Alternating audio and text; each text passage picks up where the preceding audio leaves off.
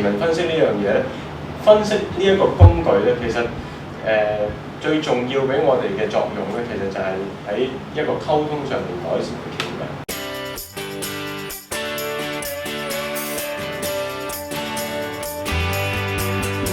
呢兩日咧，其實都係一個好互動嘅 workshop 嚟嘅。咁希望即係大家咧多啲機會去即係體驗一下，即係點樣去做。我哋點樣徒手做咧，我都會教大家。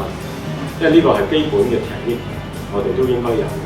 咁但係如果要準確嘅話咧，我都建議大家都係一定要用嗰個機去學。咁但係就話一世人睇一次，咁於是乎我同我先生就睇咗一次。咁睇咗一次之後就喺裏邊發現一啲玄機，咁我覺得對我兩個幫助好大，咁係好有啟發性。了解呢啲唔同嘅砌圖，了解咗呢啲砌圖 piece by piece 嘅話咧，從而咧擺落去我哋親子關係入邊咧，呢個咧都係一個好重要嘅一樣嘢我哋要做。咁所以咧原來咧，即係有啲 implication 嘅，其實有好大部分嘅皮紋學研究咧，其實喺醫學範疇嗰度做。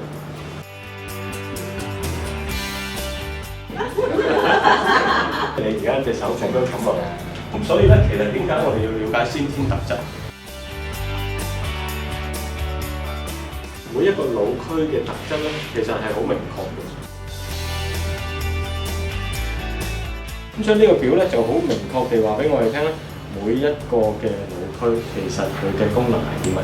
呢份報告係好 power， 所以而家我係將我嘅人生咧係重整，同埋將我八大智能嘅第一同埋最 last 嗰個咧，自己再去睇多一次點樣去調節自己嘅生命，同埋去體驗自己嘅生命，揾到自己將來嘅路向。我覺得即係皮紋分析係一個幾幫到人，亦都係一個幾準確有效嘅一個工具，亦都即係用得着啦。我覺得我哋個分析師個課程入邊嘅內容，喺佢嘅日常工作入邊有一個好嘅輔助作用。